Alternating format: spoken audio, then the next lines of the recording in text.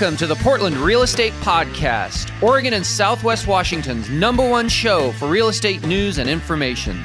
Without further ado, here are your hosts and a couple of guys who, as busy realtors and successful brokerage owners, know a thing or two about real estate. Steve Nassar of Premier Property Group and Joe Fustolo of Soldera Properties.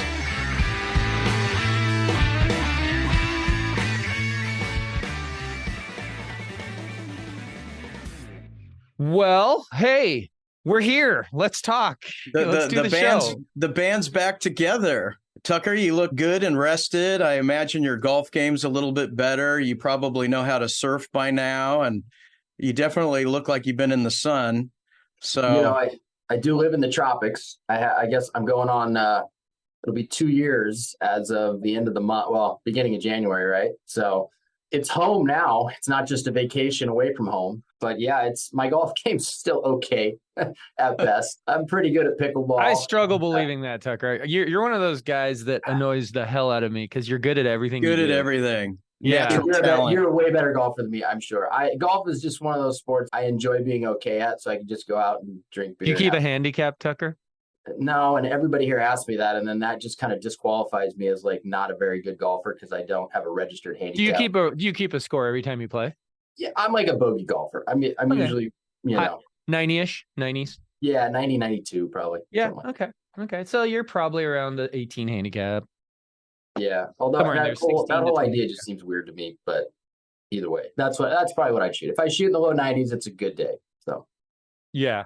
So, well, for those of you who are not as familiar with Tucker, he was my original co-host. This podcast, the Portland Real Estate Podcast, was his brainchild way back in like 2015, which shows you how long this has been going. 9 years now. I remember Tucker reached out to me and he said, "Hey, I want to start a podcast and I think you'd be a good co-host, Steve." And I was like, "What's a podcast?" That was really, really. I was like, "Is that something off Star Trek? Like pod? Beam me up, Scotty." I don't know what was it. And his exact definition was, he's like, "It's on-demand radio. It's the future. It's where you can record things and people can listen to them whenever, wherever, however." And I was like, okay. And so we started it, and it's evolved over the years. It started out as a true podcast, only disseminated as a podcast. And then along the way, gosh, back then we used Skype. Remember, Tucker? Mm-hmm. In fact, I remember one of the things you helped me with, I'm changing gears slightly here. One of the things you helped me with, and maybe Joe too, right before the pandemic, it was like early 2020 or late 19, we were about to jump on one of these. I think it was going to be the Best of Masters. And you said, "Hey, forget Skype. I've got this new tool we're using. It's called Zoom." I was like, okay. And we did it. And I was like, this is better than Skype. And sure enough, 2 months later, when the pandemic hit, I kid you not, I immediately bought a Zoom account. And I told my team, all meetings, all communication is on this new platform. And so we were, well, everyone figured it out pretty quick, but we were right there ahead of the curve, slightly ahead of the curve because of it. So yeah, we started it on Skype. And man, back then, Tucker, we did like a weekly one, right? Mm-hmm. For a long time. We did once a week, and we were just trying to build an audience. And I mean, do you remember how many, well, I don't want to bash realtors, but how many real estate people reached out to us and they're like, "I like your show, but I can only watch it when I'm sitting at my desktop computer." We were like, yeah. You don't have to watch it that way, but I'm glad you're watching. Thanks. Yeah. Yeah. Now everybody gets it. They know how to do it. And that's the beauty of it. And now everybody else does it. And there's so many other, but we've got that loyal brand because of that, right? We have that loyal following. And then along the way, I remember we would have regular guests, and we had everyone from Kurt Von Wasmuth to, gosh, we had Zillow guy one time. I mean, we had some pretty great guests along the way. And somewhere along the way, I told you, I was like, I know this Joe Fustolo guy. I've done a couple deals with him. He's got a Facebook group. I feel like it could be a compliment to what we're doing. And I wasn't sure how. I just knew we were both, running in the same circles of audiences, like real estate professionals. So I said, let's have lunch with him. That's how it started. And we went to Tavern on Cruise and we had lunch. And from that lunch was born the idea. It kind of evolved a little bit, but basically the best of masters. Like, let's unite the two things. Maybe we can live. I don't think we were yet live streaming it there. That came a few years later, probably around the time of Zoom, to be honest. But we would do a podcast where we would talk about things on masters, and then we would promote it to the masters audience, and then, I mean, pretty soon Joe became a regular fixture on the show. Every few podcasts he'd be on. And from there, Joe evolved into saying, I think a turning point for Joe's went from being a regular guest to, almost like a co-host was when we had our 100th episode. He goes, I want to be on the 100th episode. And that was not a best of masters. We go, okay, let's do it. And so that was a fun day. That was in your backyard, Tucker. In Tucker's That's backyard. right. Yeah. Yeah. Back when I lived in a big old house and next to a pool. Wanted out of life. Yeah, in a pool. Next to your swimming pool. Yeah. So we did the 100th episode. And then at that point, Joe would come on more and more, right? And there'd be more best of masters. And if there was a big guest, sometimes he'd jump on. And then somewhere along the way, Tucker, for reasons I'll let him clarify, he's like, I'm out of Oregon. I'm going somewhere else, somewhere sunnier and better. And so it was a natural fit for Joe to slide into your chair, and here we are. I'm always a big fan of helping people with knowledge and new information and cutting edge stuff. And this year, particularly, we had some very timely announcements. The new Oregon Realtor forms. We had past President Jeff Wyron and Jeremy Rogers, the attorney that wrote those forms, on the day those forms were released, right? Mm-hmm. And after the NAR suit in Missouri, we had Jeremy Rogers, an attorney, talk about what that means to us. I mean, we've had some super timely stuff. And what I really love about it is in Masters, we cover some really good topics. But to fully answer the question, if you are writing pages and pages of stuff, nobody's going to read it. But what they will read isn't enough to really unpack it fully, which is why this is such a great platform. And I got to do a shout out to our subscribers. We have some of the smartest subscribers out there because they understand that you always need to be learning to stay relevant, right? So they listen to us and they are getting this stuff that people who don't listen may not necessarily know. But I want to go back and pay a little homage to Tucker, that how could you possibly know that a podcast was anything? Like August of 2015 was the first episode of Portland Real Estate Podcast. But back then it was just a bunch of adults sitting around recording themselves for no reason, right? Fast forward 9 years, it's a substantial thing. All the movie stars are doing it, and they all have podcasts as well. Everybody has a podcast, yeah. But they don't all have an audience. And now it's so noisy in the podcast space. If you try to build an audience, it's much harder than somebody like us who started in 15 when there was no one competing with you. Now, the challenge in 15 was getting people to understand what a podcast was, how to download it, and what to do. But once you did that, you had a pretty good audience because there was no other real-time on-demand shows online. Yeah, it was a new thing. I mean, I knew it would work, which is why I went and got Steve, and ultimately why we, brought you into it. It just happened to help that we all liked each other, right? And so that created synergy. And I've done a lot of podcasting now, so like I understand there's certain little bit of magic that goes into the ones that kind of stick or kind of propel themselves to the front of the line.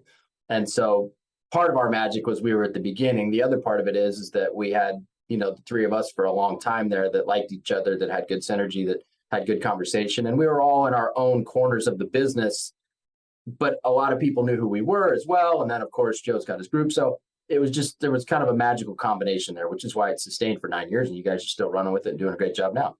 Yeah. Thank you. We did. We passed the torch because when you took off and left, my takeaway is, I'll never forget that, Tucker, you started it and you and Steve were the guys. And look, we have, real estate related professions, but, our professions are different. Our work style is different. Our companies are different.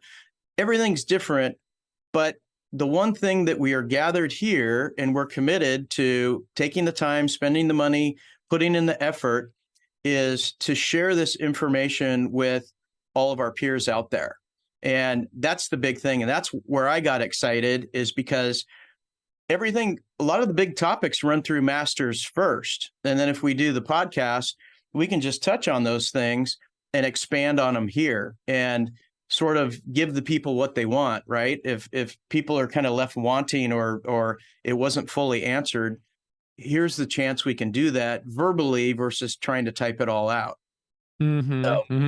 The analogy that comes to mind when I think about that is both serve a valuable purpose. And I'm talking about Facebook group Masters in Real Estate and the podcast. And to me, it's like, what's more important, a semi truck or a car, right? Well, what do you need to do? Do you want to deliver an envelope across town, or do you want to deliver a couch across town? I mean, and so like the Facebook group is awesome because you can get thousands of people talking, right?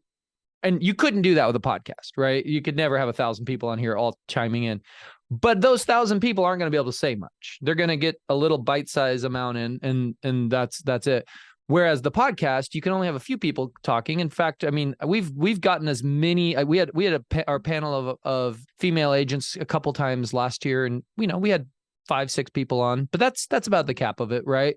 But you can say so much more, and you can really unpack things, and you can have a live conversation. You know what else I also like about it? I don't know if I've ever said this, but sometimes Masters is better than most groups. Man, there are some nasty groups out there, right? Some national ones where there's just so much cynicism and there's so much, almost bullying and chatter, and you can never say anything right. Whatever someone says, there's someone there to pick it apart. Podcasts are a little bit easier that way. In other words, it's really hard to go, if you have a 60-minute podcast, it's really hard to go and criticize, 30 seconds of something someone said. You can do it a little bit, but it's not commonly done, right? Unless you really go off the rails and say something crazy, which no one ever has. And that's another part of our magic, right? We're all pretty good on the air. No one ever said anything live, and we've done this live for a long time. They're like, "Whoa, delete! You can't delete." There's a lot of keyboard warriors out there, and I think the overall feeling in Masters is, look, there's lots of real estate out there. We all collaborate with one another. Matter of fact, that's one of the headlines. We collaborate. We're not competition. I mean, yes, we are competition, but we're here to collaborate. And if a keyboard warrior jumps up and tries to blast somebody, they're voted off the island. And then, at least the group of masters is, we have no more problems. That person lost out, but we have no more problems. And so know the rules. We tell them 5 times. And then if you break the rules, you're out. We had one recently. I posted, this is just a couple months ago. I posted, I mean, as the rates were getting around 8% or even. I think I read it, and it was. And I posted something saying Joe nuked him. He said, "You're voted off the island. Get out of here." Yeah, has nothing to do with Trump. It could have been a Biden post, a Trump post. It's just wrong for him, dude. Wrong for him. Nowhere. And then people are like, "Dude, you better take that down, or you're going to get booted." And I think he posted it again, and then I was going to give him a little bit of a break, but I nuked him, and no problem since then. Yeah, it keeps you on your toes. It's dangerous territory up there to post something like that. You're in hot water real quick. Not necessarily. Well, again, and it would have been the same result if it was the other side. It wasn't about who he was saying. It was just the fact that he wanted to politicize a market commentary. Come on. Yeah. But well, wait till this coming year. We're going to see a lot of political speak. Keyboard I think warriors. It'll be better. I think it'll be better because remember last time, COVID was such a screwy time, especially in Oregon and in the Northwest. But there was just a lot of really amped up people, and the only way you could communicate for a lot of people was via social media. So it funneled all positive, all negative through social media, which I don't think is going to be the case this next time around. So I don't know why I'm thinking of this analogy, but it's like if you take an ant farm. I promise I never did this when I was a kid, but if you take an ant farm, remember those old ant farms? Yeah. You just shake it up. Right. And hold a magnifying glass to it under the sun. And they just all go crazy, right? First of all, for our listeners, I never did that, but I'm sure if you did that, that would be bad. That's what COVID did to people. It just brought out the most crazy. It just shook up all of society, and even people you didn't expect to be crazy became crazy. And Man, we'll be talking about that for decades, won't we? But yeah, I agree with that. And social media was where it came out, and yeah. And so to your point, Tucker, I think people were so confined because they were just in their homes and all on social media, and all they could do was communicate that way versus other things, which hopefully distracts them this time. Plus, hopefully this year or next year, it'll be been there, done that. If it's the same two candidates, what's the new material? Seriously, didn't you debate all this before? Hopefully it's not going to be pretty and fun. I'll tell you that, but it's hopefully better. Well, let's talk about you, Tucker. What are you up to these days? Tell us about your journey. So, obviously I left. I guess I'd be lying if I said my COVID experience didn't sort of push me along a little bit. We know that. Yeah, we know that. And there's some other things, and I've been back. I still own a house in Lake Oswego. I came back this summer, had lunch with Joe. Unfortunately, you were sick. It was terrible timing. Yeah. But either way, it would have been cool to get together. But me and Joe had lunch. And so I've been back and forth and whatnot. But I just, at the end of the day, I've always said this, and it wasn't like, the end of COVID was the thing that kicked this off. But I always said, I don't want to die in the rain. Right. And so although, we get 2 to 3 great months a year there's no question. I mean, when I was back in end of July, it's amazing, but then it goes from amazing to dog shit real quick at times. And then when die in a hurricane, maybe. yeah. Well, there's that. And we're going to ask you about that hurricane here in a second. There's a Category 5 hurricane. So that made me a local, supposedly. So that was the tipping point there. But, I wanted to move somewhere that I could enjoy the outside. I could swim in my pool year round. I could, it's 82 and sunny today. It's just a different life, right? And it's a different world. It feels like a different world too. But I just wanted to experience that. I wanted to kind of open up life a little more, right? Because when you're in the Northwest, sometimes you're in this little sliver of the world. And I got to the point where I wanted to experience a little bit more. And so did my wife, of course. So we decided to do it. It wasn't an easy task, and it took a lot of planning and unraveling and, closing out projects, paying off debt, doing all kinds of things that you got to do when you unravel a 20-year-old business, especially in real estate and the home building world. So it was a big thing. I think now, I'm sitting in my office here in Naples. It's about 3 minutes from my house. So I pretty much recreated what I had with my office in Lake Oswego and my house here in Naples, which is cool. But I just wanted to change. I wanted to change of weather. I wanted to change of pace in terms of lifestyle.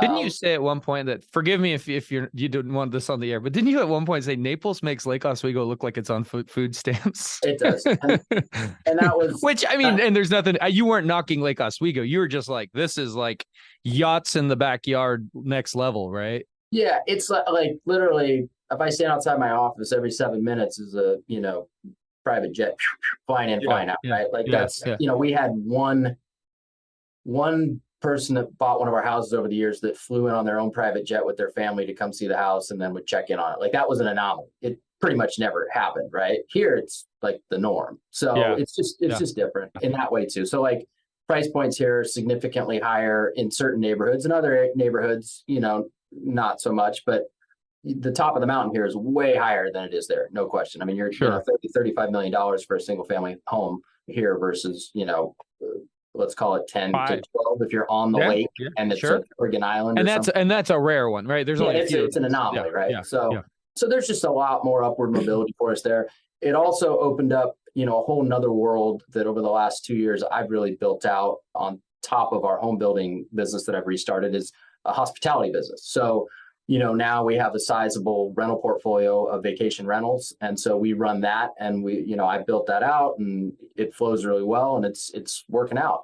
And so, that's a whole nother side of the business that I had rental portfolio in Portland area and Lake Oswego, but I never ran them as vacation rentals. They were all long-term rentals, which is a completely different business. Do they not have the tight reins on that like they do everywhere around here? They understand that so like, here's what I've concluded about the Portland area, right? So like I have my house there. People come and stay at that. Usually it's like mid-term renters, they're there for a month or, 2 months, something like that. But most people come to visit Portland in the summertime, and they come for a family reunion or a wedding, right? Or to see family. Outside of that, not a whole lot of visitors. Here, you get visitors year round from all over the world. So it's like a mecca for travel, and people come here to drop a shitload of money and make great memories, right? That's what they do. Not nearly as many people do that when they come to Portland, right? They're coming there for family vacation or, family wedding, whatever it is. So there's just a lot more money pumping into here for, obvious reasons for the world of hospitality. And so they pay a lot more too. So like, for example, one of the houses that we're renting right now, we built two next to each other right by the beach. One of them, I've got it booked out for all of the next, 4 months. On the high side, we're getting $1,200 a night. On the low side, we're getting $1,000 a night over that course of that time. So it's just, it would be pretty hard to get those numbers anywhere in the Portland area on any So sort of neighbors are cool with it being a transitory house with people coming and going, maybe partying and that, because that's where we get there's a lot of HOAs and cities around here that have really clamped down on that. Now, I mean, here's what I'll say about that, because I underwrite everybody that stays at our houses pretty hard. Sure, of course. Run a good business. The problem isn't necessarily with the vacation rentals. The problem is the fact that industry as a whole has a lot of idiots that never ran long-term rentals, that got into it, that overpaid and over-leveraged to buy a short-term rental, and then they put anybody and everybody in it that they can so that they can service their debt and hopefully make a few bucks at the end of the day, right? And so I think that'll eventually work itself out as these kind of, let's call them, lesser operators kind of get shaken out of the business, which is kind of happening right now. But in general, to answer your question, you have different areas here. So like the neighborhood that I live in, which is just across the road here from the office, there aren't any vacation rentals in that neighborhood because it's a full-timer neighborhood, right? And then you have, as you get closer to the beach, you have certain pockets that are, maybe like half full-timer, half vacation type people. So when you get into those types of neighborhoods, people just accept it, that's what it is. And most people run their vacation rentals pretty well here because it's a fairly robust business here, whereas it's not just ma and pa or some dude that owns a house that he's trying to run as a short-term rental. Gotcha. Yeah. Yeah. And that pays probably 3x more than someone who rents a place for a year, doesn't it? Yeah, probably 3 to 4x is what I've seen. Yeah. Great. How many do you have, Tucker? We've got 6 of them that we're running. Are you flipping or building and selling at all? I have one that we're building that we built and it's on the market to sell right now. And we have another one that we're renovating to sell right now. Okay. So you are doing some of the old school stuff. Yeah, not as much though, because it's been an uphill battle. So what's the uphill battle? I guess that's the big elephant in the room, right? The market's been, gotcha. Yes. Dog shit across the country at different points in time over the last, year and a half. Yeah. Right? Yeah. How's your market compared to ours in that regards? Is it better, worse, same? I think they're the same, but they just are the same at different times, right? Like markets seem to they all get to the same places, but they don't get there at the exact same time. That's the thing that I've realized about here. The other thing too is that the acceleration and the deceleration are much faster and much more vigorous on both sides, right? So like you can have a $200,000 to $300,000 swing on a house in the matter of a month here, right? Just based on the amount of buyers in the market, right? Because it goes like this, and so it's kind of like, buckle up, hope you got your stomach, you got a strong stomach when you're building or anything spec here, because that's just, you can kill it, but you can also, it can really wear on your nerves quite a bit as well. So it's kind of one of these types of markets. And so I think by having the rental portfolio and running kind of the hospitality side, it just evens out my mental well-being, and it also evens out the business a little bit. So we're not on this giant roller coaster for everything that we do. How many would you say you've sold, Tucker, since you've been there? Just roughly. We've sold 3. 3 houses. Okay. Yeah. And has it been a challenge to find subs? That's been a challenge. I will say it's very different. The one thing about Florida that I always say is that everybody's got a hustle, but not every hustle is a good one. And so that extends into the world of subcontractors as well. And the challenge there, the real big challenge and how that relates is that, when you have a big percentage of the market here that is like $10 million to $30 million homes, right? You then get a distorted view of what people will pay for services rendered. And so when you go to work on a normal $4 million house, let's say, and they want to charge $30 million house prices, then you've got a margin problem if you're a builder, right? Or if you haven't been here for a while. So it took us a good while to kind of get through all of the people that were just looking to try and make as much money on you as quick as they can, and that's all they care about. Because they didn't know you. Part of it is because they didn't know you. Whereas part of it is culture, loyal, right? yeah. Because Florida is very transitory in terms of the sub base, because you get a lot of people that come here to work, and a lot of those people, they're foreign, right? And just culturally, they just try and make as much as they can, as quick as they can before they might, get out of Dodge, whatever. Yeah. So we've managed to kind of sift through that. That was probably the hardest part. And now we've found a good core base of subs that, ironically, a good chunk of them all came from Oregon or Vancouver as well. I've met them either randomly or through people that I knew that came here. And so we have a good chunk of those that were all Northwest original people that then moved down here to Southwest Florida as well. That's awesome. They got tired of the zoning requirements too, probably. You know what? I haven't had one person come out and yell at me about cutting a tree since I've been here, and it's amazing. Let me tell you. So trees are fair game there, Tucker. Trees are fair game. You even have to ask the city or the ordinance? No, you just cut it down. Yeah. Busted out the chainsaw the other day and cut down one that was right where I'm putting a pool, and nobody said a word. And actually, when I bought that house too, this never happened in Portland. It was like a family that had owned the house for generations, and it was like turned into a party house for the last 10 years. And it's like your classic crappy house we buy and renovate, right? And after the guy that lived there, his name was Randy, real loud guy, didn't wear a shirt, tattooed. They said he ran a coke house out of there for years too. So very like party centric house with probably some questionable characters coming and going all the time. On the last day, when I shook his hand, he left, and whatever, the neighbor comes over and he gave me a hug. He goes, "We're throwing a barbecue in your honor this weekend for getting him out of here and turning the house over." And I was like, you know what? That's the way it's supposed to be. Not, people mean mugging you or eyeballing you or looking to turn you in or, call the city for whatever reason. Did you tear down the house and build a new one, or you're just remodeling? That one remodeling for various reasons. But we bought it for sub dirt price, so we could have tore it down too. Yeah. Yeah. Are you living in the same house that you showed me and Joe? Are you in the same place that you moved to? Yeah. Okay. Yeah, okay. Same house. And the irony of the neighbor who's a pain in your ass, who he's cutting down a tree and he's getting mud in the street and like all of these things, they report it all. And you have to go through all the red tape and all the meetings. And then eventually you build it. And then all the neighbors are like, "Hey, that place is great. I wonder how much my house appreciated." Right? Isn't that ironic? It's the same old model every single time. I'll be totally honest with you, Joe. That wore on me so much. I felt like I was wearing like battle armor every single day. And honestly, I think it affected my overall, I know it affected my overall quality of life and happiness, because I was just a battering ram every day dealing with the biggest assholes that you could possibly find. And as a builder, you're a magnet to those assholes in the Northwest. And it's the reality of life there. It's what it is. And so I'm happy. I mean, there's still some of that. Don't get me wrong. It's not like that's completely non-existent, but it's way watered down. I still don't know the complete reason for that, but that's why I guess I say it feels like a different world, right? In a lot of ways. And that's one of them. So I listened to your podcast, The Journey, and that was your journey of giving up, multi-million-dollar business here and then moving there on sort of a whim.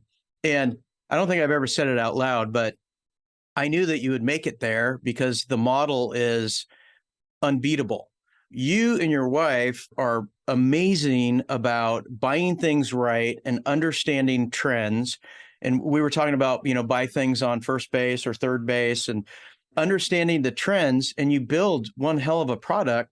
I think the only thing that changed is instead of like build and sell or rehab and sell, there's maybe even a more profitable model of rehab and keep. And if you're getting 3 to 4x, then when you decide to punch the time clock for the last time and you have a stream of thousands of dollars a month, you're just walking to the mailbox. That's your passive income. I knew it would work. Are you continuing the journey? Are you doing season 2 of that podcast? I may, but I'll be totally honest. It was a different style, which it was very time intensive to do. And so at a certain point, I committed to doing it and I did it, but it's like at the same time, I have to rebuild this whole business here, right? And now it's like a multifaceted business. And so I had to kind of make the choice of like, okay, well, do I want to double down in we'll call it the influencer content creation space, or do I want to double down on actually rebuilding this real business first? And so I had to kind of step back and rebuild this business first, which it's it's working out. It's going well, but there's only so many of you, right? And there's only so much that you can do every day effectively. And so that's kind of where I'm at the moment. I think moving forward, I've got plans, but I wanted to kind of get a good footing under me and kind of get the business going and flourishing again.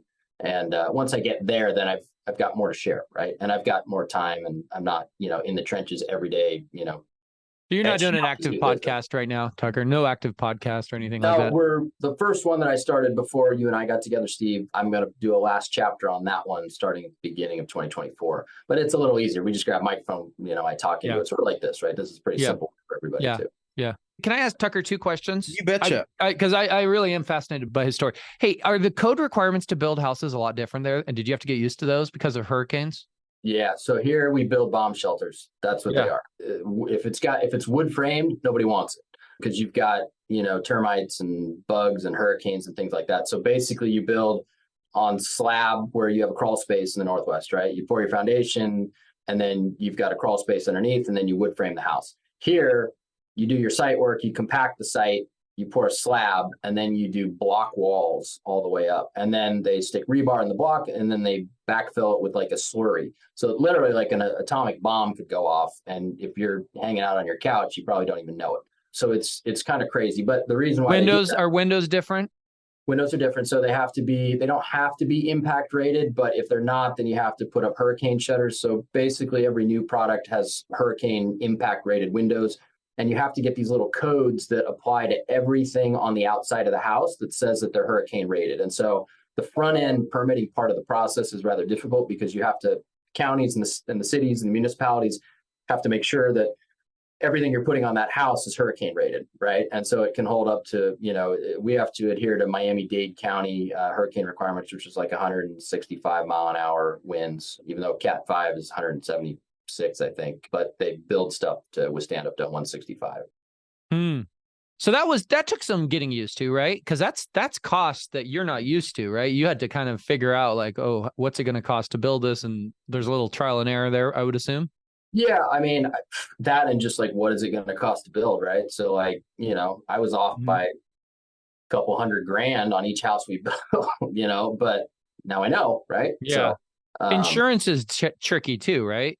Insurance is tricky. Having gone through Hurricane Ian last year, which was a Cat 5 right before it made landfall just north of us here, insurance was fairly cheap. It wasn't that much more. It was probably 2x what it was, in the Northwest.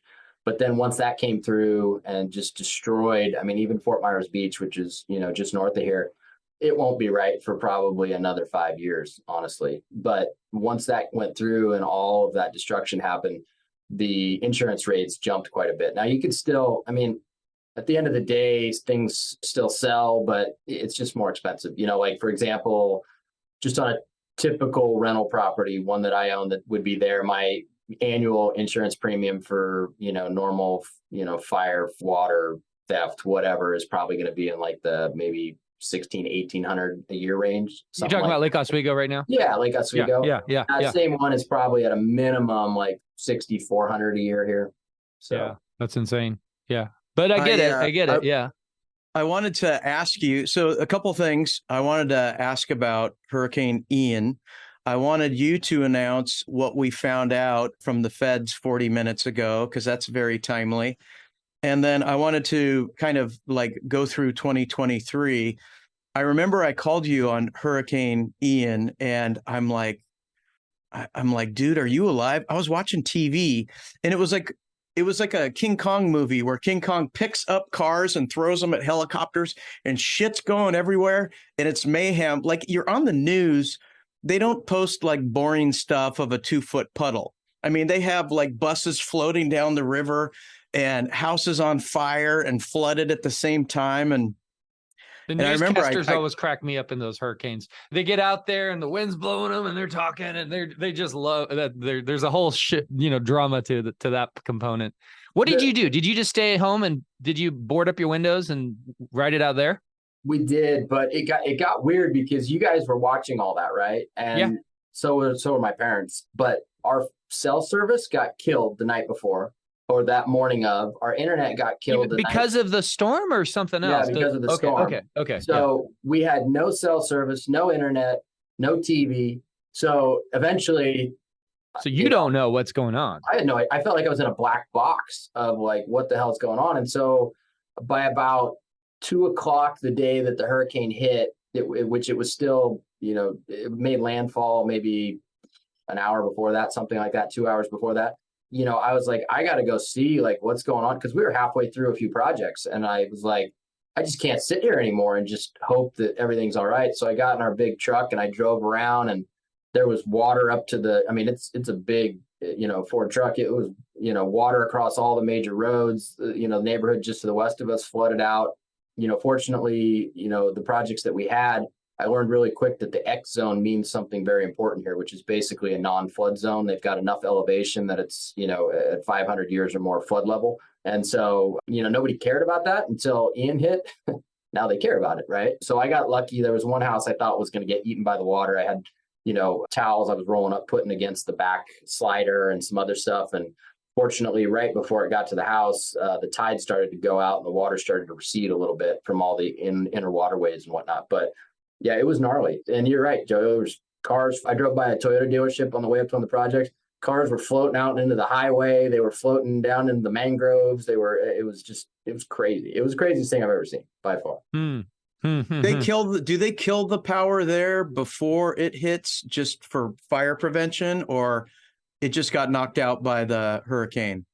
I don't know. I think they probably killed some of it, but a lot of it got knocked out. But I'll tell you what, they had Florida Power and Light. They had like 10,000 linemen or something up and cranking. And so, they got it put back together, the power anyway, as quickly as possible. But it was a crazy experience. There was, I had one buddy that was on Barefoot Beach, which is just to the west of us here. And it's like this little peninsula. And at the end of it is a public beach. And there's these condo towers that sit right on the beach right there. And he was on the second or third floor, and he sent me a video. He's like, I think I'm going to die.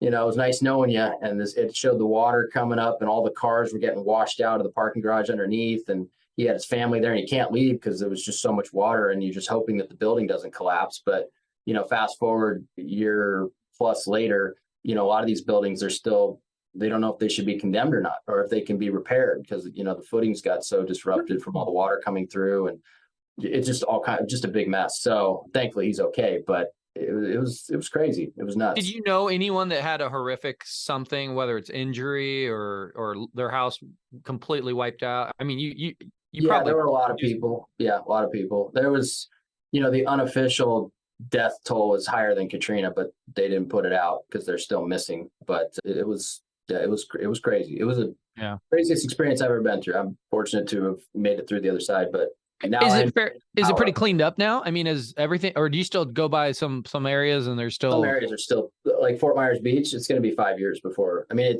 it got decimated, and the problem there is that it's like if you took an infill area, right? Like let's say you took First Edition, and let's say a big wave came through and it trashed everything, right? All the houses got trashed. There's going to be a few people that try and put it back together and live there, but most of them are just sit there as shells or scraped, or because they don't want to be surrounded by that. They don't want to fix and then up they're dealing with insurance. Yeah. But at the same time, for developers to come in and rebuild it all, every single property is an individual property owner sale. You can't just go in and buy the whole, block. You can't do it. So it just takes time to be able to do that with everybody. So that's the big hinge pin there on time to allow this stuff to happen. I wonder if there's an opportunity for a guy like you in that. Is there? I mean, is that a whole market of rebuilds?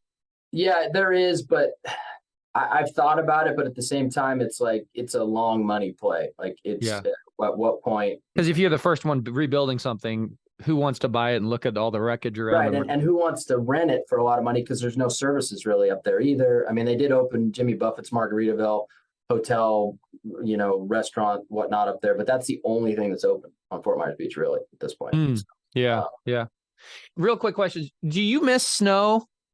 Do you miss like any of the Four Seasons components? I know you don't miss the rain every day, but do you ever because correct me if I'm wrong, but it's pretty mild there year round. I mean, you're 82 today. What are you in the summer? Is it around the same or is it a lot warmer?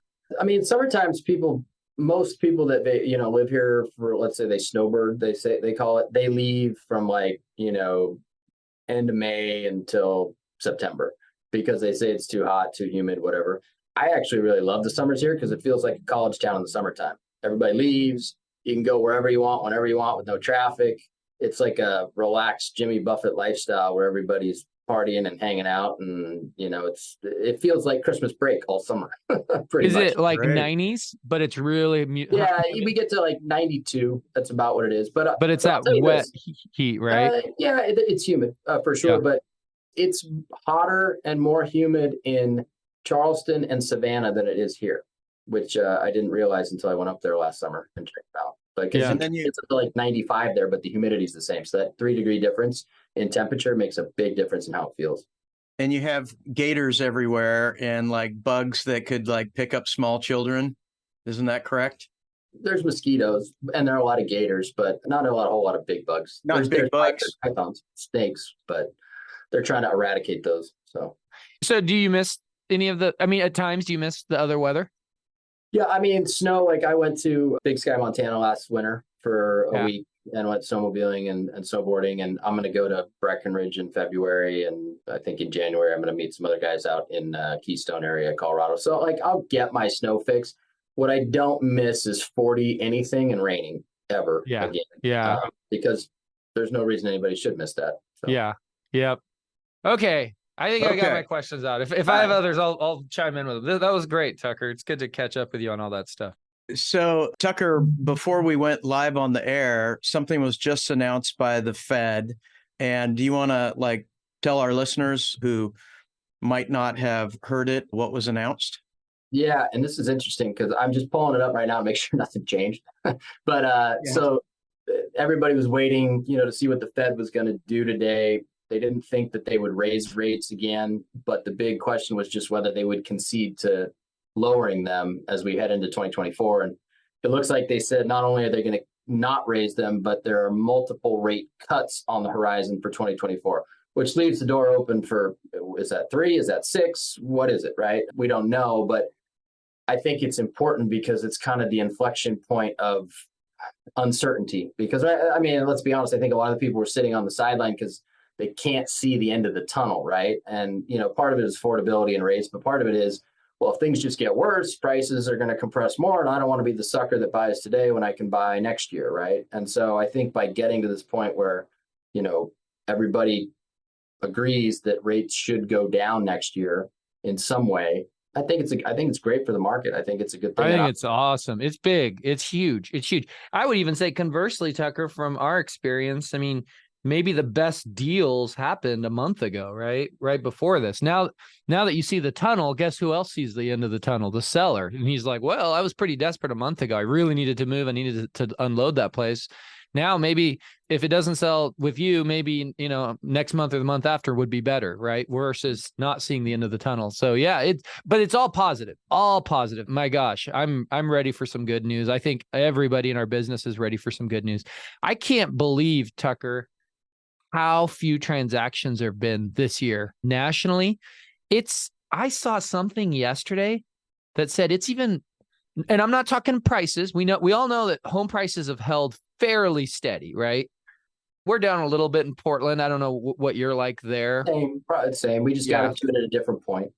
But the transaction count is lower than anything during the Great Recession. I heard yesterday, basically they're projecting something like 3.9 million units sold in 2023. The last time there was that few units sold was like 1993. And the only reason it was 1993, it wasn't because it was, my understanding is, it wasn't because there was some crazy situation, even though there might have been a little bit of one. It's also just population and housing units out there. So, I mean, in a lot of ways, this was worse for us. It's not worse for our consumers. It's not worse for our clients. They had it far worse in 08, 09, 10, because they lost so much equity and value in those because of the foreclosures. But for us in the business who make a little commission or piece of the action on any transaction, whether it's mortgage lenders, title, realtors, builders, we make our money when something sells, right? I mean, we've been basically in a transaction recession for a while, and we still are, but maybe this is the inflection point. And it felt to me like October, November is when it really, really was, the darkest. Yeah. Everything just felt locked up and, with few exceptions, they were on the sidelines. They weren't interested in being in the market unless they just had some dire need. But it's nice to think, even though it's going to take a while. No, I don't think anyone thinks that we're, going to be in a red hot rolling market next week or next month. But wouldn't it be great to be in an environment where every month is a little bit better than the last, or at least not a way worse, right? Well, this is predictable because anytime there's a campaign year, the economy can be manipulated so rates are better. And we knew there would be an improvement. At least I suspected so. And I thought there would be a lot of little snippets, 2 or 3 or 4 little reductions to be an extra push for POTUS who's in office now. But I think the rates don't have to go down too much to really kind of kick up the demand again. At 8.15% interest rate, it was a killer. But it broke the back of the market. But the market 7%, people are back on their horse again. Yeah. Yeah.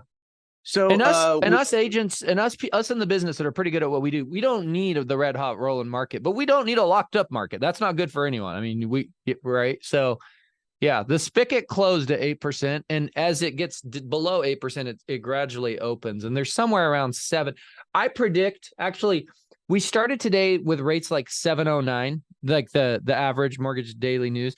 I wouldn't be surprised if by the end of today we have a 6 handle on mortgage rates, and like 699 or 698 or something, because the 10-year dropped today. Yeah, the 10-year dropped like a rock.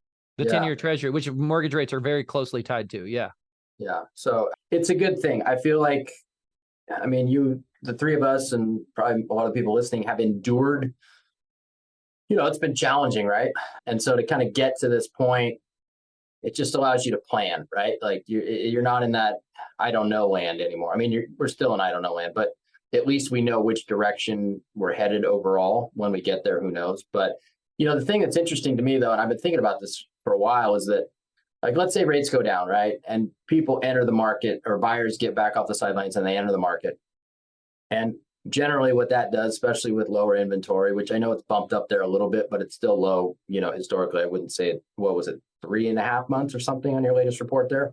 Does that sound right? Yeah, we're at 3.5 months inventory here. Yes. So, I think anything under 4 months is still considered pretty low in today's world to me, but it's the highest it's been since what, 12 or 11 or 13 or something. It's something like that. But but it's still, it's a pretty low number. I'd say if it gets to 4.5, 5, it'll probably feel like there's a lot more houses on the market. But, when those people come back in and they start buying because interest rates are going down and we feel like we're at the end of this tunnel, is it really a trade-off on affordability? Like, are they going to pay a little higher price for stuff and take a little lower debt service to really end up about the same as if they had bought last month or sometime earlier this month, but psyche-wise, they feel better about it, so they're willing to take it on?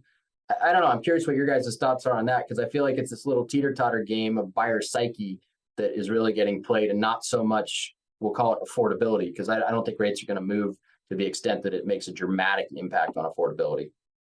We had Rob Levy on last month, and he said that the 4 recessions that he lived through, prices only went down in one of them, significantly. So I really do think that if the rates go down, I think the prices will hold. We got to really look at it. Like, the prices today compared to a year ago or 18 months ago, they aren't the same, because you would list something and they would sell for $175,000 over list price.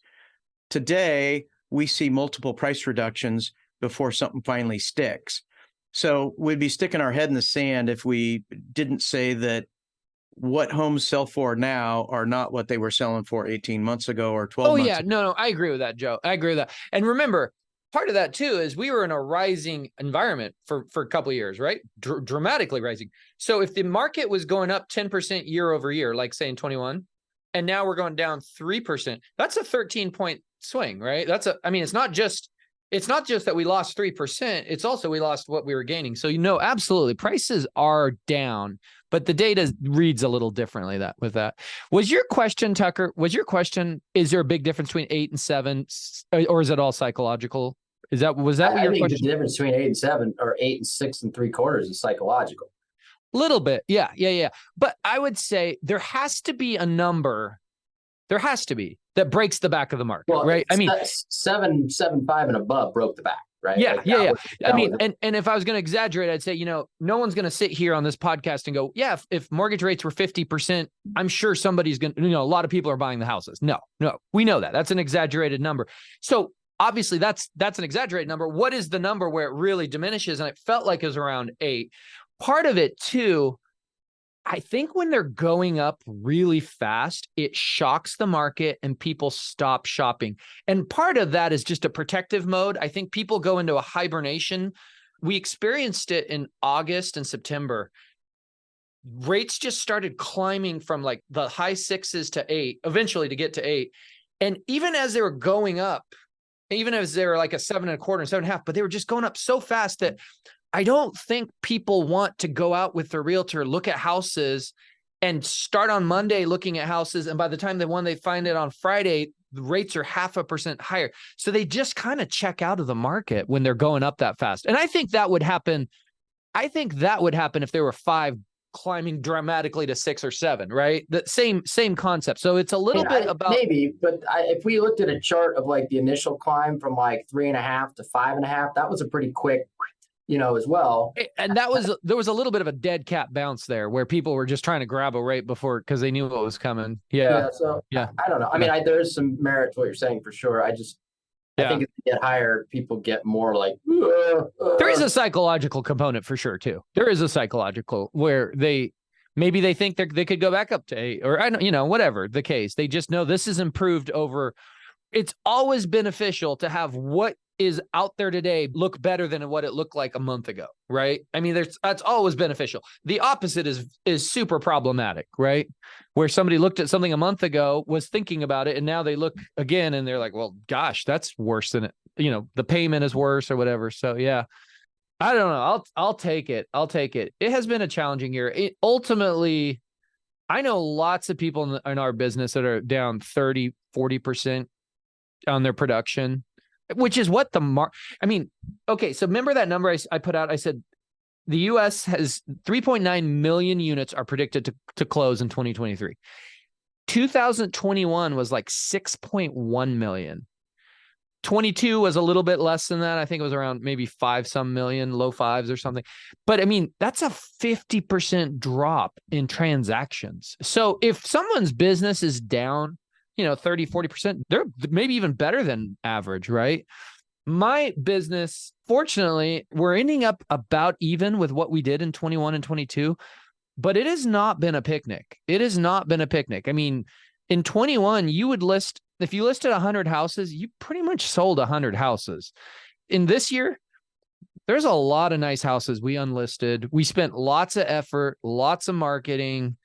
Ended up the seller's just like, nah, I'm just going to pull it off, keep it for a while or rent it or whatever. And there's things that worked before. And you said this, Tucker, right? I mean, things that worked before don't work the same way today. And so you're just in flux. You're constantly on your toes trying to figure out like, what's the business model? Like you're used to an environment where like, if I put this widget into the machine, out pops out, money, right? Yeah, basically. Now right? you put the widget in the machine and you got to tweak. I mean, it's just like everything's different. You got to tweak it differently, and it doesn't work the same way. So it's stressful. It's problematic. Anytime the tide is receding, and that's what we were in. We were in an environment where in 21 there was 6 million plus homes sold in this country.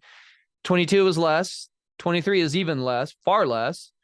So the tide is receding. So you don't know where the goalposts are. You don't know if I do X, it used to have this result. Now it's going to have a different result. And a month later, it's going to have even a different result. So it will be so refreshing. It will be, we will all be energized in this business when that tide starts coming back our way. Meaning things that didn't work last month might work this month.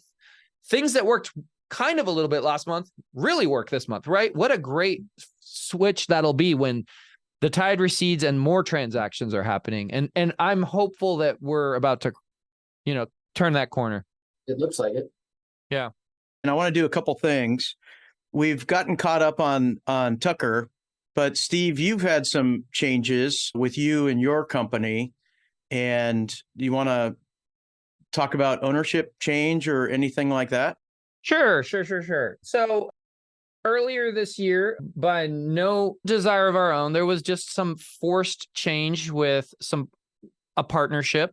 A statement was made by the company. Jeff Wyron put out a well-crafted statement on behalf of the owners that, one of the partners there was an incident and cause that occurred that we were, trying to work with them on and understand the ramifications and how it was going to affect the company. And ultimately, that was not a productive process. And actually, it kind of got even worse in other areas with other things and challenges that were occurring. And so the decision was made, like, look, it's probably best if you're not owners anymore. So let's try to figure out a smooth transition of ownership that's fair for all. But that was not well received either. So, the majority of owners had to make a decision, and under the guidance of some really good legal advice, they did have to, remove them as partners.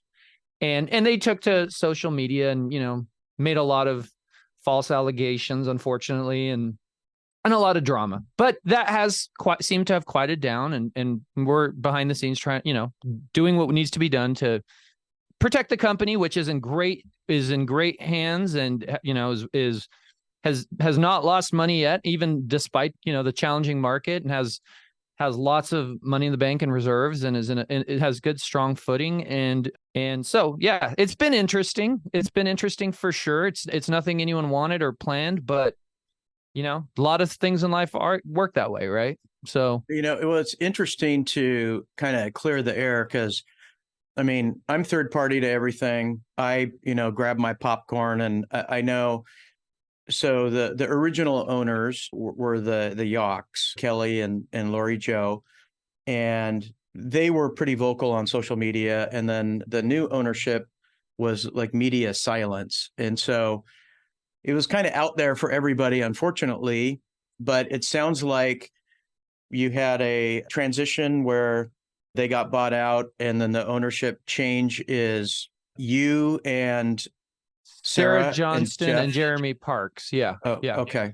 Yeah. And Sarah and Jeremy were married at one time, and they went through a very amicable divorce years ago.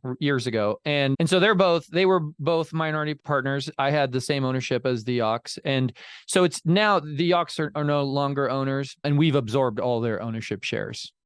Yeah. So there is not a new owner, and the company is not for sale, nor will it be for sale. It's in very strong footing.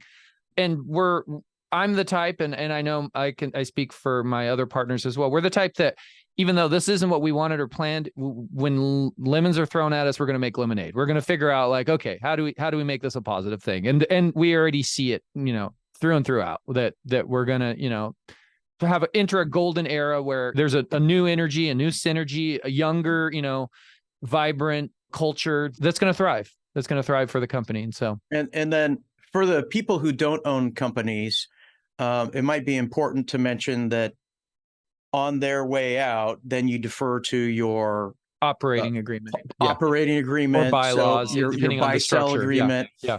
So they're getting paid. Yeah. Per the agreement. So nobody's doing anything underhanded. They're getting... Oh my gosh, no, absolutely. Yeah, it's very well defined. That's why you have an operating agreement. Yep. Right? Yep. Yeah. Let's face it, partnerships ain't easy, right? They're just not. And so they start off that way usually, but they don't usually end that way. And most partnerships, I've always said, end up being sinking ships. So if you can figure out how to just dismantle it without it sinking, then you're doing a great job, because they're all going to end or go different directions at some point, right? So you got to have the rules written on how that works before there's a lot of money at stake, because then people get crazy and angry and they start doing, all kinds of nutty stuff. So yeah, I think a lot of the stuff that I was just a bystander to it, but I saw a lot of stuff online. It was like, somebody's getting screwed really bad. It's like, no, I remember I had a conversation with somebody. I was like, I guarantee they're going to get whatever they deserve, because there's an operating agreement and that's how you have to dismantle a company. So, let's not freak out and think that somebody just got thrown under the bus and backed over 5 times. It's just not the way it works. And if they did get an attorney and they get paid that way, right? So, yep. Yeah. And the operating agreement just simply stated that there was a process of getting a valuation for a company that is fair to both sides through an independent third-party appraiser. And then over the course of 5 years, equal payments are made for that amount to the prior owners. And that's how it would have been if I left the company voluntarily or involuntarily. That's how it would have been if Sarah, that's just, that's how it's treated. So. And that has to be a well-written operating agreement. It's kind of like insurance. Insurance covers every scenario. And you think it's impossible that the scenario could be infinity. But it's like, hey, this is what we cover if your house burns down, or if your house floods, or, you have black mold, or a hurricane picks up a herd of cattle and throws it through your house. That's covered too. And in insurance, they call that an act of God. But you have to be covered in absolutely every scenario.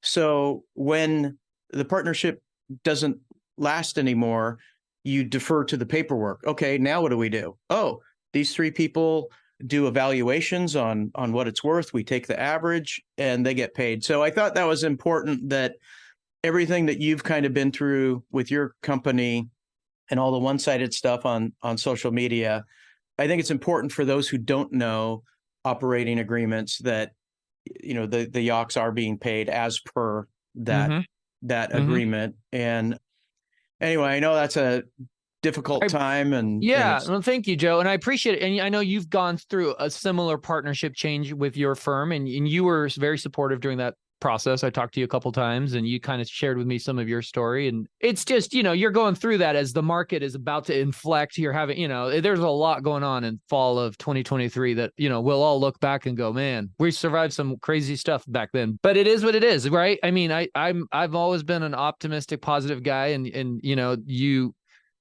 what defines you is not how you do during the good times. It's how you get through the bad times, right? And so here we are. We're getting through it, and yeah. So I appreciate you bringing it up, Joe. And yeah, there's 2023 has been an interesting year, to say the least.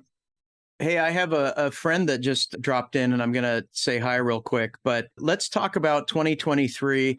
We had some big things. We had the NAR lawsuit. Are you up on that, Tucker? Yeah, I'm curious if you guys think it's going to actually change the landscape of anything, or if it's just a bunch of kind of white noise. Man, I would say, Tucker, if I'm a betting man, which I actually am, so I know I'd say it's 50-50 here now. And that changes all the time, but yeah, I'd say it's 50-50. I think a few years from now, it's quite possible there's no buyer's agent compensation in the form that we see it. If you think that down the line, though, right, like it gets really messy, because then it's like, okay, how many buyers are going to come out of pocket to pay a buyer's agent? Probably not that many. So then are they going to inflate sales prices to then pay it? And then are we going to have appraisal issue? There's a long line of like dominoes, if that actually goes that way, which is why I kind of don't think it will. Where do buyers go, right? Who do they use? They go directly to the selling agent. They might go directly to the selling agent. Some might pay a little bit for a buyer's agent. Yeah. You're going to have to hire somebody dedicated just to deal with people that have no idea what they're doing, that are calling your line, that want to buy a house, but they're going to act as buyer's agent, but you're going to have to pay them to just. Yeah. It could change the business. Think back to, Tucker, think about it though. Think back to 2006, what the mortgage industry was like, and think about what it was like in 13, 12, right? It changed dramatically. There's nothing to say that an industry can't get changed in big way, right? Remember when we used to call appraisers and tell them what we needed on refis, and we picked our appraisers, and they were our buddies, and we'd take them out to drinks. And we remember we used to raise the rate and make more money. There was just so much that was different that all of a sudden changed. I've been through that, so it could happen here. It could happen here. Now I don't think it's gonna be all bad. I think it will affect some, those who. I think there could be winners and losers in that. You just made a good point. Like, you're going to need someone on your team to handle that. Well, maybe teams are going to be in a more advantageous spot, because you can go get a listing and say, look, Mr. Seller, the buyer's probably going to call us directly. I'll represent you. I've got a team member that's going to help them, and I can pay them, even though through the MLS we can't pay other buyers agents. I can pay my team members. So, I mean, there could be advantages to certain people, and it's kind of like COVID, right? Remember in COVID when we did these shows, we said there's winners and losers here, right? The restaurants are losing, golf is winning, real estate is winning, right? I don't know that everyone in this industry is going to be, have the same outcome. Yeah. I think if it happens, having operating teams is going to become almost a necessity, which will probably shrink the number of agents there are, just because it would definitely shrink the number of agents. It would definitely shrink the number of agents. And we were due for a shrinking. I think we got up to 1.5 million in the country. It could easily, if something big happens with this, we could easily lose a third to be down to 1 million. It has shrunk already. And then the month of January is when NAR sticks everybody for the $690 fee. That's normally the tipping point. Like if you're not closing many deals, here you're feeding money into a profession, you're not making money. That's usually the catalyst that people are like, that's where they tap. Yeah. And you could be right, Tucker. I mean, the days after the lawsuit came out, I thought it was imminently maybe, because what we started hearing was copycat lawsuits. And I was almost wondering if NAR was just going to say, hey guys, we can't fight 100 lawsuits. Change this now. Now that's been a couple months ago. So, and it hasn't happened. So maybe a couple years from now, nothing changed. I don't know. But one thing I've said, and I believe firmly, is listing agents always have been king, but in the new world, if that did change, they'd even be more so. So just being a strong listing agent is a good, safe place to be, regardless of what happens in the future in this business. I think buyer's agents, could be okay, couldn't. I think it's a little more shaky and unknown. So what's the old saying? This old agent used to tell me all the time. He goes, list to last. Yeah, right? yeah. That's right. It's my listing is the only way you can go to Hawaii for 14 days and have 3 homes sell, right? Yeah. You can't show property when you're out of town. That's why listings are great. With chaos is opportunity. I don't Absolutely. know who said that. Tao, Absolutely. maybe. Because so many people lose their heads. We saw that during COVID. So many people lose their heads. They spend so much energy fighting the change that they have no energy left to deal with the change and navigate the change, right? And we saw some of that with COVID. And you see it when anytime there's a big change, right? With anything. And yeah, so you guys have heard of the boiling the frog analogy, right? Yeah. You throw a frog in boiling water, it jumps out. You put a frog in cold water and turn the heat on, and it slowly boils to death because it doesn't realize it's happening. If you look at what Zillow is doing right now, they bought Follow Up Boss, which is a great reason not to use Follow Up Boss anymore. They bought Showing Time, and they also purchased one other statistic gathering thing. I forgot what it was, but this is going to be like a Redfin-esque. If these lawsuits and copycat lawsuits happen, they're going to come out with like, hey, hire us as a buyer agent. We have a flat fee of $5,000. And we will write your offer for you, negotiate repairs, and it will close. And on $1 million house, normally that's in the $25,000 range, $30,000, $22,500, whatever the BAC is. But I think there's an opportunity for these companies to say, call our people and we'll go write it for you, just like an attorney will. And the cost is going to be $5,000 instead of what a normal BAC, or not normal, what a competitive BAC normally is. I think that's coming. I really do. That sounds like the most logical progression, I guess, of everything we've kind of thrown out here. I don't think it'll disappear. So how does it kind of become something that it's palatable to most people? That seems like the version that probably is it. Yeah. And let me throw this at you, Tucker, because you know this as well as anyone, because you're a professional seller. In the past I don't know how much you're selling these days, but you've always been a professional seller, meaning you build houses and you're always a seller. In my world, I deal a lot of resale people. They're just a one and done seller every 10 years. You were selling every day. So you'd get this well. How frustrating for you, say you've got a property, it's listed at $1 million, and some buyer's agent brings you an $850 offer, and they're going to get the exact same commission percentage wise as somebody that brought you $1 million offer, right? So there must be an element of you that goes, man, it sure would be nice when that buyer's agent writes that offer, if at that point it's negotiable how much I get to pay them. Instead of the BAC was predetermined, whoever brings the offer, regardless of how talented, how good they are, how bad they are, how poorly the offer is written, how nice of an offer it is, or how insulting of an offer it is. Wouldn't it be nice if that offer comes in, they go, will you please pay me, Tucker, on my $850 offer 2.5%? And you go, I'll counter your $850 offer, and I'm countering you up, but I'm also countering down your BAC because I don't like you, because you're kind of a jerk and you're trying to beat me up. So that could be, I can see where maybe that would be a model that made sense in the future. Maybe there is a BAC, but it's negotiable at the time of the offer. There's another component to how that could shake up, right? I mean, I know people get super offended whenever you bring that up, because I brought it up from, before, when people bring, a less than stellar offer, let's call it price wise, without anything other than their own justification, which is arbitrary, right? That was a very sensitive topic for a long, long time. Oh, so it wasn't a topic you could have because the BAC was established it became before. like, World War III. So that might happen as well. Maybe. Yeah. So, but on the flip side, it'll be interesting. If people brought you an amazing offer and it was over list and easy clients, sometimes you paid them a bonus, right? Because they did their job. Yeah. So yeah. What else is on the agenda, Joe?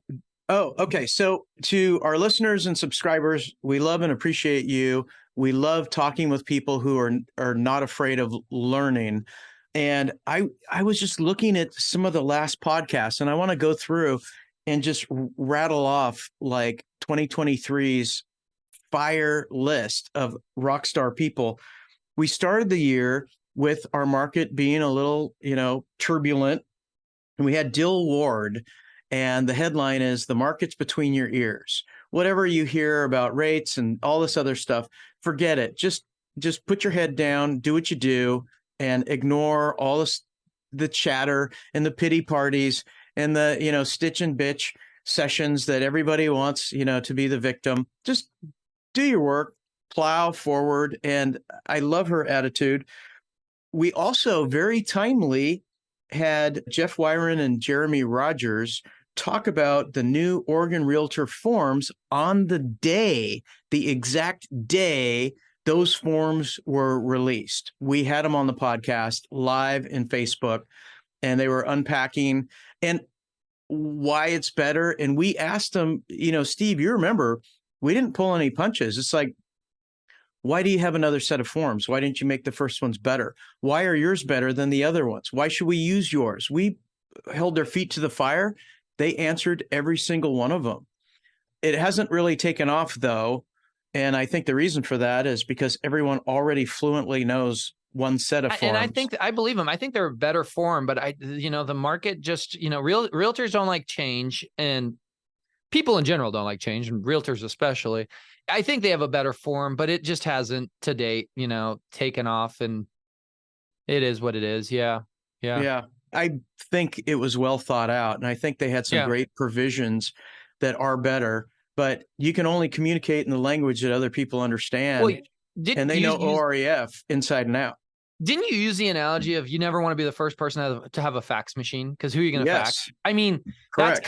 That's kind of the conundrum that it's been, is like, no one wants to be the first person to really try to use those forms, because whoever you send them to is like, what's this? This is Chinese. Send me on the one I know. So short of some massive event that makes everybody have to use them all at once, which I don't know how you manipulate that, then it's just challenging. Yeah.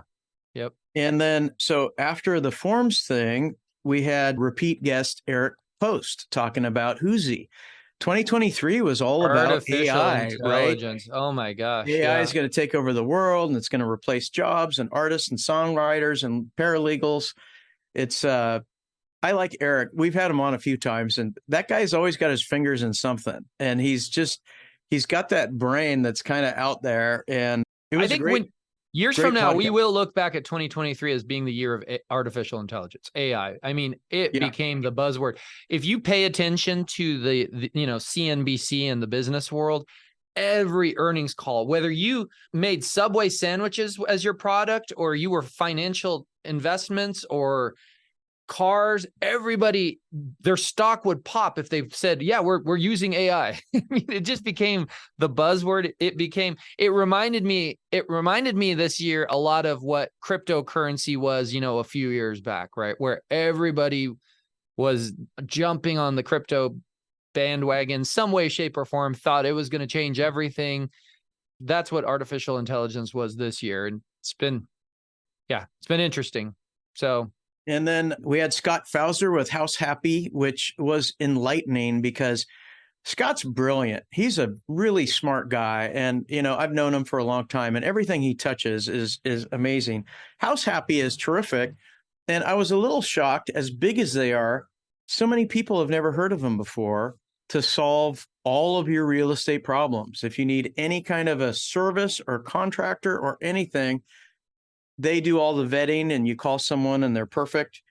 We then went into There's Enough Real Estate for Everybody with Justin Stoddard with Pro Insight.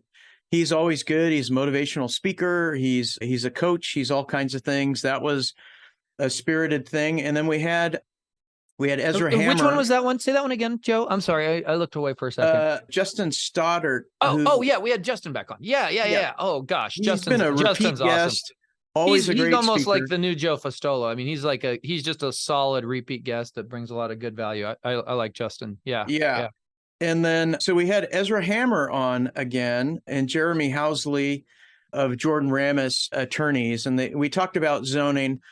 It was kind of a sleeper because, how exciting is zoning? Really? It's not. But was it important and was it valuable? I mean, look, are they changing codes that you can't have Northwest Natural Gas in a house anymore in new construction? That's a big deal. I mean, so anyway, it probably not the most flashiest and sexy, but it was a great podcast. And then Anthony Taylor Weber of, Outdoor Living Spaces, where he makes his whole business is built on she sheds, basically, or he sheds, or they sheds. Did you listen to that one, Tucker? If you didn't get a chance, you should check that one episode. Yeah, I did not. He's got an interesting business model. I think I listened to a little bit of it because I'm just curious. Didn't he have one of them at the Street of Dreams or something? Yes. Yeah. Did you go to that? No, I didn't. It went on the last night I was in town and just packing and all that. So interesting business model. He's really leaned into the, prefab, build it in your backyard. It categorized as a shed, but it's really living space and it's affordable. He's got it down. He's doing well with it. And I think he's going into other markets with it. It's an interesting model. And he was quite a talker. He's a natural podcaster. He does his own podcast. Great. And I think I could have sat that one. I could have sat that one out between you two. I could have just tuned in and watched. Yeah. And I want to say the name of his company, Steve. Is it Outdoor Office? Yeah. Outdoor Office. Yeah. Finally, the last one we had Rob Levy. We unpacked the NAR debacle and what that might mean to us. And what's nice about Rob, he's been a broker for 35 years, very knowledgeable, lived through 4 recessions. He not only sells real estate at a high level, I think he's licensed in 3 states. And he and Dirk Zeller also own, 60 rentals each, something to that effect. And those guys together do something that I hear from realtors all the time, and it's passive income, how to buy doors and start getting paid. And you build up those doors, and that number you get paid monthly grows, 10 grand a month and 20 grand a month and whatever it may be. And then by the time you check out and say, I'm going to be a full-time fisherman or water skier or whatever the hell it is you're doing, you're getting this passive income. These guys talk about that. And we promised Rob that we would have those two on doing their segment where they fly around the United States talking about how they invest. And I really want them on for my own knowledge, but I think everybody will benefit from that. So in 2024, sometime in the first or second quarter, we'll have them both on, and that'll be a great show as well. Yeah, I'm excited for that one too. Yeah. Yeah, you've had some great guests this year. Great shows. So Hey, one of the things I meant to give you this plug too, Tucker. One of the things you did and said when you were leaving the area and you were phasing out of the podcast, to our listeners, Tucker didn't sell the podcast. He didn't try to profit from it. He didn't try to maneuver anything. He just said, guys, I want to set you up for success. And ultimately I want to see the podcast live on and thrive. And congratulations, you were able to do that, Tucker. So thank you. We appreciate that handoff, and yeah, it's doing well, and we see many more years to come. Right, Joe? It's a great brand. And you guys have taken the torch and ran with it. You've even added more tech than I ever could have to it, which is great. It's grown. So it's awesome to see, honestly. I'm happy to have done it, and I'm even happier to know that you guys kind of continued with it and kind of made it your own as well. Yeah. And I don't know the exact numbers, but when we're talking to the people who edit it and post it, everywhere you listen to podcasts, they post it.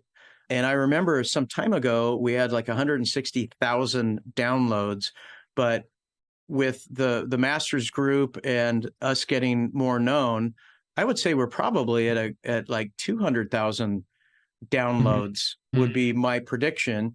And it's hard to track because we're on every platform. We're on 6 different platforms. We also have a YouTube station, which is a video and audio. And you can watch it in Masters. You can watch it in Masters. And a lot of times in Masters, I remember during the some of our most watched shows were during the early days of COVID. I remember when we had Randy on and Justin on and Terry on, and what the heck is going on? And we would get 1,000 views just on the video in Masters. That's not even downloading the podcast, right? So yeah, I mean, there are different, like you said, Joe, there's different ways.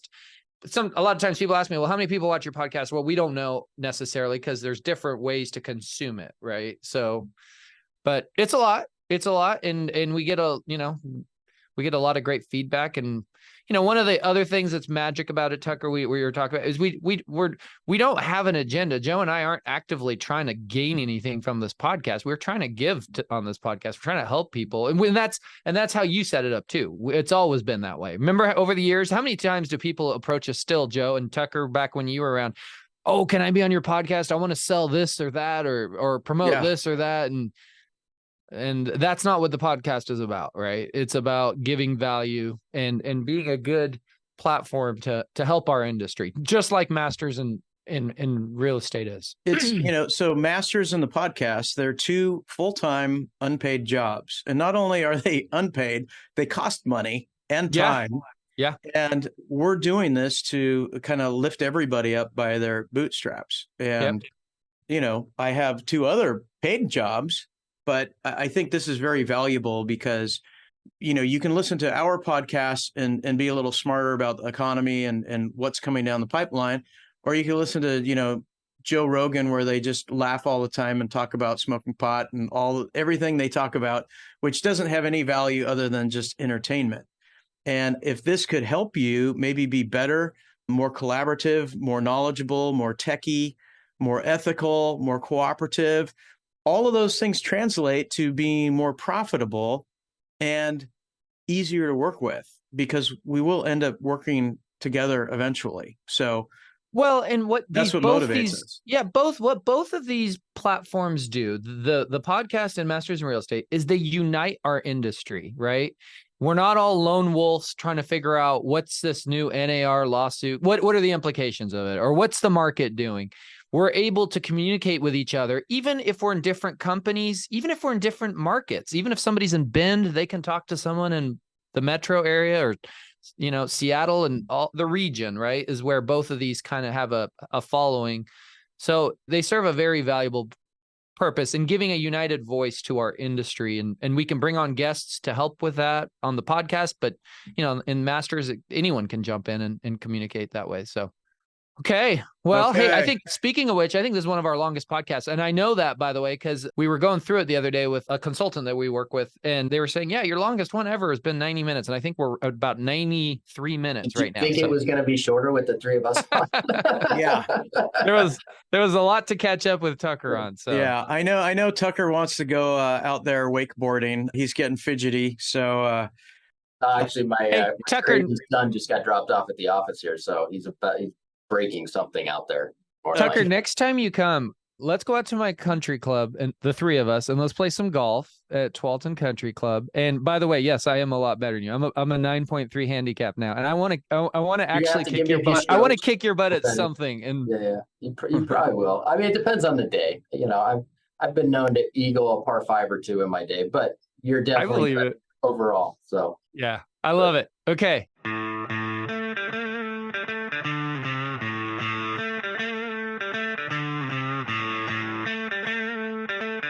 Hey, everybody. Thanks for tuning in to the Portland Real Estate Podcast, Oregon and Washington's #1 show for cutting-edge real estate discussions. Also, I'd like to give a shout out to the members of Masters in Real Estate, a private and exclusive Facebook group, and the #1 source for all real estate topics. Thanks for being there, gang. I love you. Finally, I want to thank our faithful listeners. Without an audience, we're just two guys talking to each other. Make sure you hit the subscribe button so the new episodes automatically come to you. Make it great.